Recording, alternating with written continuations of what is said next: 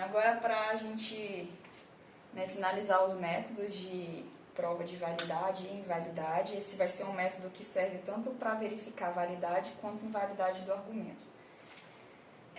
Por que tem tantos métodos? Esse, por exemplo, esse que a gente vai ver agora, serve para os dois, então por que a gente viu os outros? Porque cada caso talvez seja melhor você usar um método mais simples, ou talvez em algum caso aquele método mais simples não vai funcionar, então você usa outro, né? Por exemplo, esse da árvore, que a gente vai ver da árvore de refutação, ele é um método que, igual, como eu já falei, a tabela verdade é um método mais eficaz, e mais fácil no sentido que você não precisa pensar muito, mas ele é inviável quando o argumento é um pouco mais complexo. Esse da árvore de refutação, ele não é tão assim, né, ele dá menos trabalho bem menos trabalho do que tabela verdade, mas às vezes ele é mais fácil você usar um direto para provar que é válido, ou direto para provar que é inválido, né? Você já simplifica as coisas quando você consegue ver que um outro método vai ser mais simples mesmo de usar. Mas então a gente quer usar agora a árvore de refutação. O que vem a ser isso? Antes de falar o que é a árvore de refutação, a gente vai ver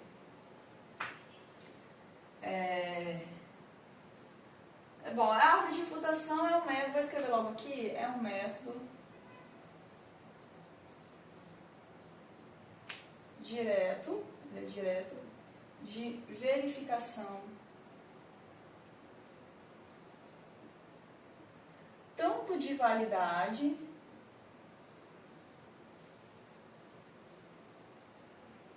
quanto de invalidade do argumento.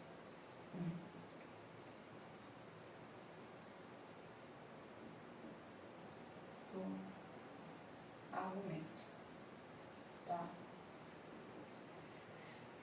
Antes da gente executar a árvore de refutação, a gente vai ver algumas regras chamadas de elas são chamadas de tablô semântico, que não é bem regra, né? São coisas, é só uma formalidade de como escrever, né? Como que a gente vai usar a interpretação de certas proposições. Então são as regras, vou colocar como o livro diz, regras de tablô do tablô semântico. Então vamos lá. Primeira regra. Tudo tem nome, tudo tem abreviação. Eu vou escrever aqui para a gente poder, pelo menos esse primeiro passo, né, escrever tudo direitinho. Então, regra da conjunção. Pode ser sem os pontos. Regra de conjunção. Né, abrevia por JC. Então, quando a gente, na árvore de refutação, isso aqui é só uma forma de escrever, tá? Se você tem a conjunção de duas proposições, então a gente vai escrever assim, ó. Bom, o que significa isso? Significa que se eu tenho a conjunção A e B, é porque isso me dá A e também me dá B. Quando você tem a conjunção A e B, você tem apenas uma possibilidade para isso. Você tem A e tem B, né? Então a gente pensa que isso aqui é verdade. Então, se isso aqui é verdade, só pode que A é verdade e B também é verdade. Por outro lado, a gente tem a disjunção.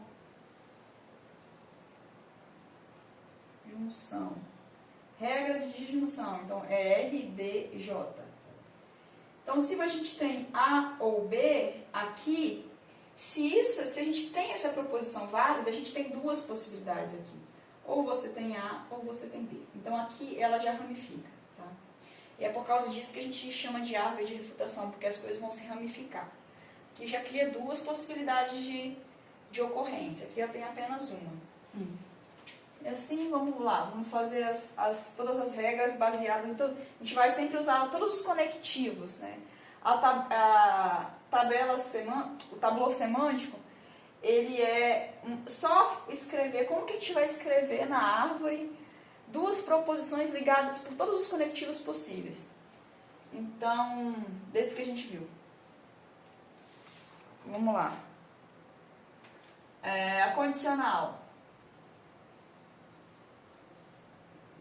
Condicional é regra da condicional. Então, A implica B. Aqui, ou eu não tenho A, tem duas possibilidades também aqui. Uma é eu não ter A e a outra é eu ter B.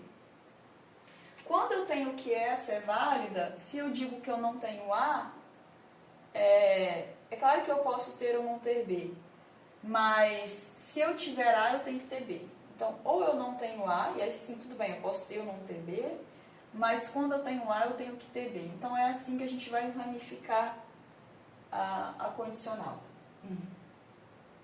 4ª, bicondicional. Acho que eu vou escrever mais apertadinho do lado aqui para ficar, senão já não vai dar muito espaço. Regra da condicional. 4. Bicondicional, vou colocar assim, abreviado, que é regra da bicondicional. Como é que abrevia? É assim. Então, A, C e somente C, B. Aqui, pensa que o A, C e somente C, B significa que A implica B e B implica A. Eu tenho duas opções. Na verdade, aqui está me dizendo que o A é equivalente a B. Então, uma opção eu tenho A, outra opção não tenho A. É a mesma coisa que isso aqui. Nesse lado aqui eu estou dizendo eu não tenho A, aqui eu estou dizendo eu tenho A, só que eu estou escrevendo eu tenho A dizendo que eu tenho B. Tá? Porque o A implica B. Aqui, ou eu tenho A, se eu tiver A eu tenho B, porque ele é equivalente a B. Se eu não tiver A, eu não tenho B, que é equivalente. Tá? Regra da dupla negação. Esse aqui é bem simples. Dupla negação. Então, regra da dupla negação. Não há, portanto há. Bem simples, né? Aqui eu acho que vou parar de escrever. Negação, regra da negação. Eu vou parar de escrever o nome, senão não vai dar espaço. Deixa eu tentar escrever. Vou colocar só assim mesmo. Regra da negação da disjunção. Ou da conjunção. Vou colocar primeiro, só para seguir regra da negação da conjunção. Então, eu vou negar a conjunção de A com B. Lembra que eu falei que a gente vai executar o máximo aí de conectivos que a gente puder criar com essas duas conectivos ligando essas duas proposições. Simples. Então, se eu não tenho o não A e B, significa não A ou não B. Então, é exatamente isso. Ou eu não tenho A, ou eu não tenho B. Né? Negar a conjunção é unir a negação, quer dizer, negar a conjunção é fazer a disjunção das negações. Esse ou esse. Deixa eu tentar aproveitar para colocar mais aqui. 7. Regra da negação da disjunção agora. Então, eu vou negar o A ou B. Negar A ou B significa negar A. Nem é assim, né? Se não acontece A ou B, é porque não pode acontecer nem A e nem B. Então, aqui é um ramo só. Não A e não B. Um ramo só, tá? Eu não tenho possibilidade diferente. Se falar isso é a mesma coisa que dizer que não A acontece e não B também acontece, na mesma possibilidade.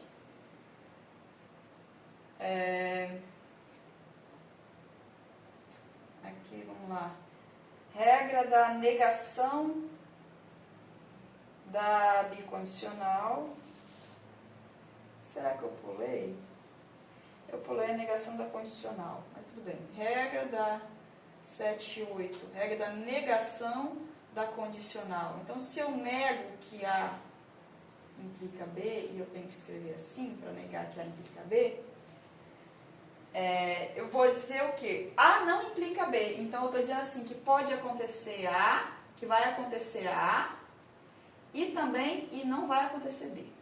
Isso é negar que A implica B. Acontece A e não acontece B. Uma única possibilidade. E por último aqui, vou negar bicondicional.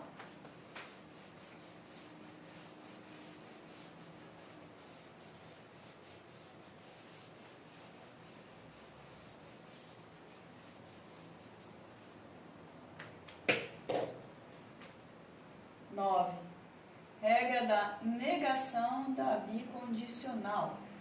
Então, eu vou negar que A é equivalente a B. Se eu estou negando que A é equivalente a B, estou dizendo assim, A não é equivalente a B. Então, eu estou dizendo que ou A não implica B, ou B não implica A. Porque dizer que eles são equivalentes é dizer que um implica o outro, é tudo equivalente. Então, eu posso ter que A, que acontece A e não acontece B, ou eu estou dizendo que acontece B e não acontece A.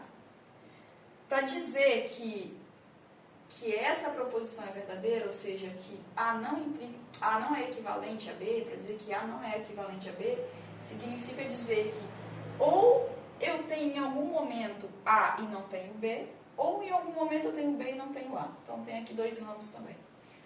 Então, cada uma dessas proposições aí ou gera um ramo ou dois ramos de possibilidades.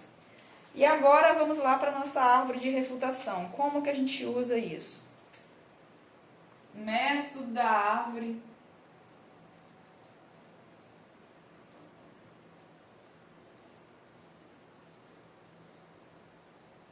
de refutação. Primeira coisa Opa, cadê?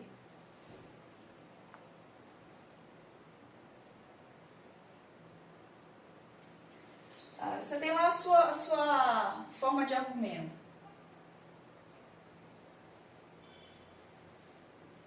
Vamos colocar assim. Como eu vou executar? Como proceder? Então, dada uma forma de argumento,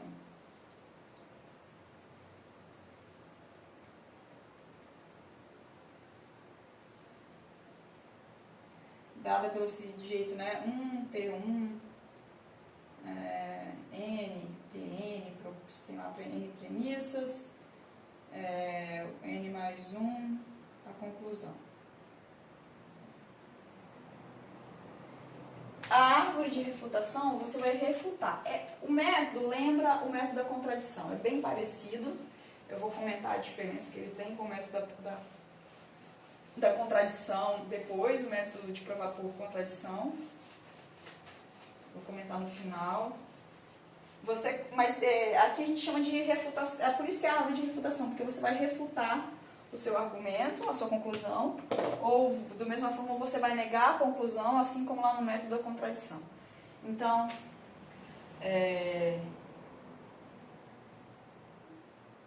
a gente acrescenta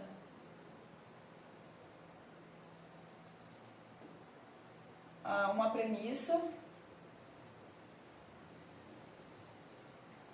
a premissa que é a negação da conclusão.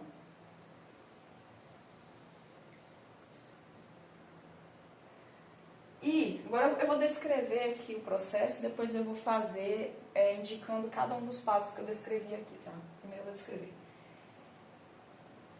E executa a árvore a partir dessa premissa, essa premissa que é a negação da conclusão.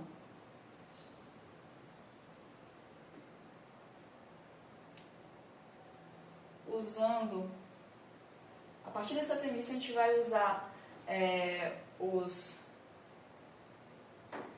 passos, os itens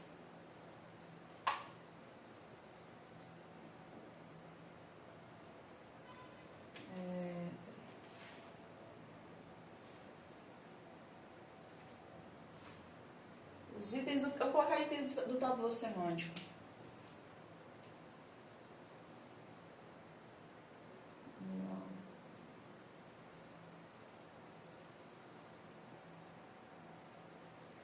Usando os itens do tabuleiro semântico. Ponto. Como que eu vou fazer isso? Em cada linha. Não, usando os itens do tabuleiro semântico e as premissas. Claro, você vai executar a partir dessa premissa, você vai executar a árvore usando as premissas anteriores e os itens do tabuleiro semântico. E aí o que eu quero dizer é o seguinte, presta atenção. Cada premissa é utilizada apenas uma vez.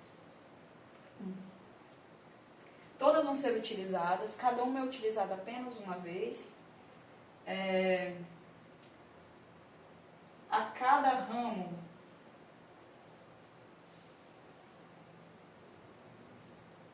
acrescentamos uma linha.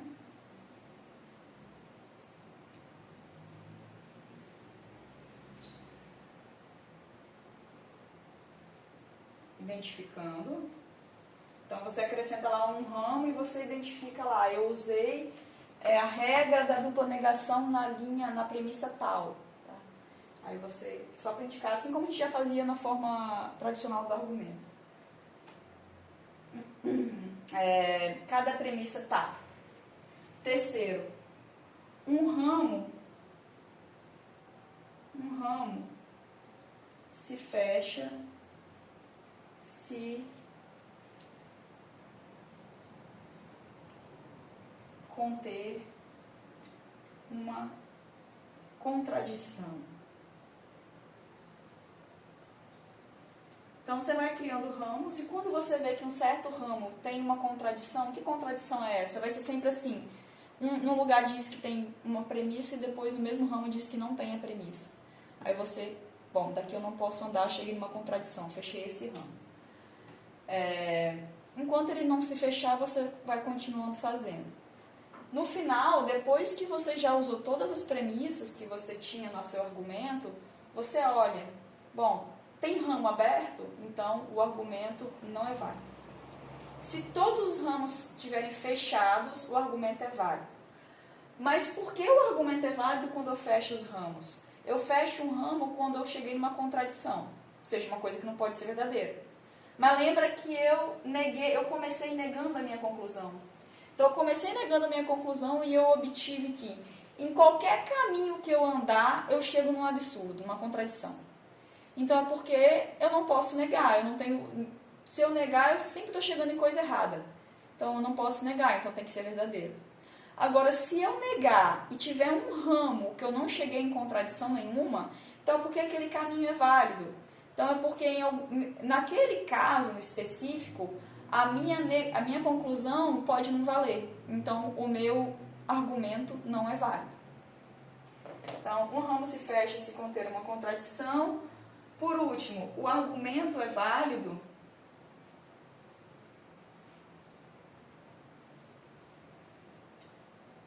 apenas se todos os ramos se fecharem.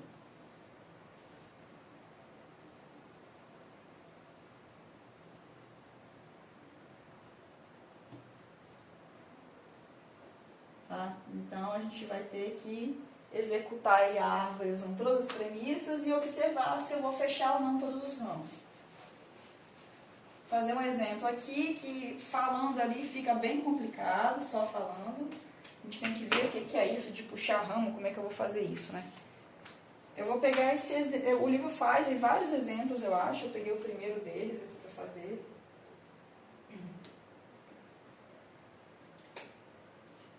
O argumento é A e B.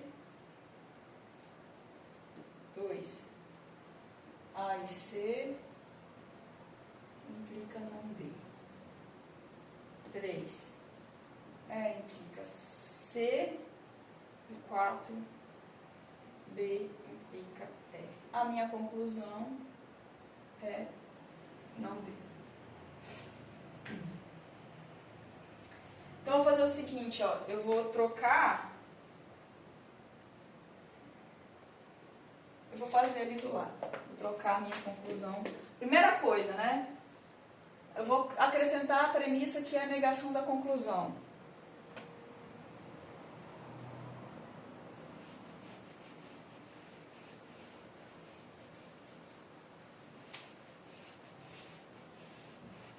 Então, eu vou reescrever o argumento aqui do lado. Poderia continuar ali do lado, mas...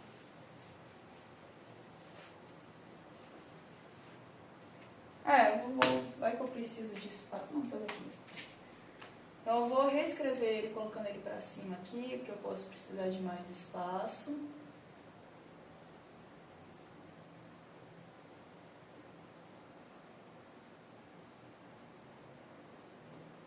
O E implica C. 4, B implica E. E o 5 eu vou negar a minha conclusão. Vou deixar assim a dupla negação, tá? Dupla negação, se eu... Poderia já colocar direto o D, mas eu vou deixar assim, só para ficar bem métodozinho. Aqui eu vou começar agora, a partir daqui. Eu começo usando as premissas que não ramificam, as premissas que dão apenas um ramo, não dão mais de um ramo. Então, ó, premissa 1, eu vou obter a minha sexta linha, regra da conjunção na premissa 1. Sétima linha, eu vou obter B, regra da conjunção também na premissa 1.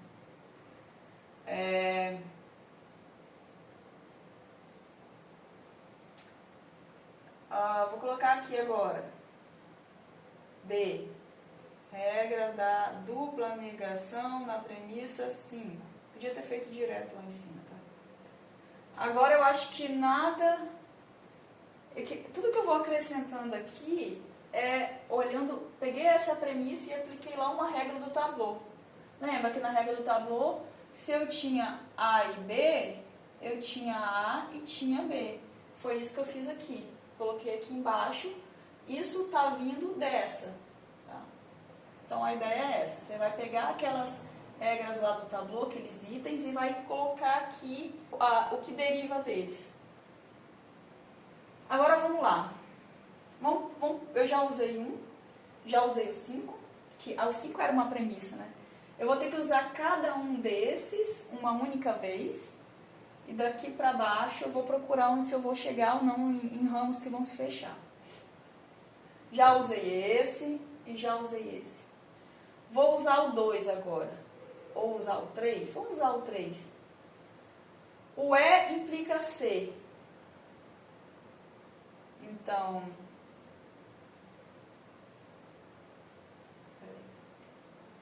eu queria já chegar numa contexto melhor. Eu vou usar o 4, que eu já vou quebrar um ramo. Vou usar o 4 aqui agora. O B implica E. Então, ou eu não tenho B, vou acrescentar a linha 9 aqui. Ou eu não tenho B, ou eu tenho E.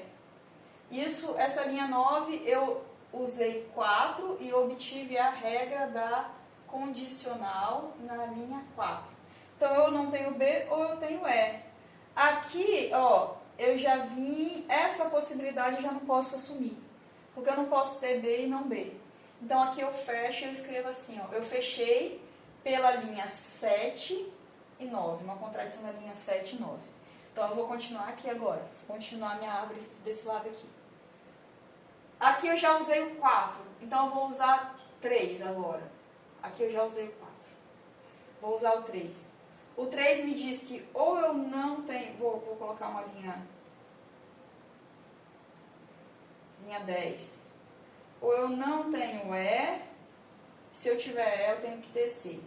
Aqui é a regra da condicional na 3. De novo, eu vou fechar esse aqui. Pela linha 9 e 10. Não posso andar nesse ramo aqui, porque eu chego em contradição. Então, agora só me resta esse ramo aqui. Desse ramo aqui, tá ficando ruim aqui, né? Eu vou copiar ele aqui, ó. Essa linha 10, ela é aqui. Então, eu tinha aqui na linha 10, o meu não é, que foi fechado, veio lá o não é, fechado pela linha 9 e 10, e tinha o C. E a linha 10 tinha sido obtida pela regra da condicional na linha 3. Agora eu vou continuar aqui, eu vou ter que... Então eu já usei o 3. Eu vou usar agora a minha linha 2. A linha 2 vai me dar, ou eu não tenho A e C, ou eu tenho não D. Ou eu não tenho isso, ou eu tenho que ter isso. E isso daqui vai gerar a minha linha 11. Isso daqui é a regra da condicional também na linha 2. Minha linha 11 foi gerada pela regra da condicional na linha 2. Percebe que aqui, ó, porque aqui vim para C, para cá eu não posso vir, porque teria D e não D. Então eu fecho aqui. Fechei pela linha 8, e 11. Não posso vir para esse ramo. Eu já usei o 2, tá? Só que esse aqui, não ter A e C, é a mesma coisa que não ter A e não ter C. Linha 12. Opa, peraí.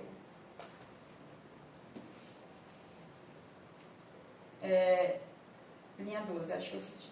É não ter A ou não ter C. Só que aqui é uma contradição. Tem a contradição, não pode vir. Fechado pela linha... Com essa linha 12 aqui, ó. Tá bem embolado, né? Eu obtive da linha 11 pela regra da negação da conjunção na linha 11. Regra da negação da conjunção na linha 11. Essa parte aqui fica fechada pela linha 10 e 12. E o A também ele acontecia aqui, ó. Então eu não posso ter não A. Então isso aqui também fica fechado pela linha 6 e 12. Então eu parti da negação da minha conclusão, fui vendo quais caminhos eu posso tomar, quais as possibilidades, e em todas as possibilidades eu fechei o ramo, eu cheguei numa contradição. Então significa que eu nunca posso ter a negação da conclusão, nunca.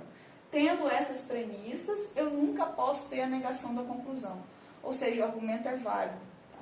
Lembrando que aqui a gente tem que usar todas essas premissas uma única vez. O que pode acontecer é que depois você chega em uma premissa que você desmembra. Mas essa premissa, aquele resultado, eu usei uma única vez. Essa premissa, né? Depois eu só escrevi ela de outra forma. Tá? E se você chegasse... Usando todas as premissas, aqui a gente chegasse, em vez de chegar em não C, eu chegasse em C, essa seria um ramo que não ia se fechar. E aí o meu argumento não seria válido.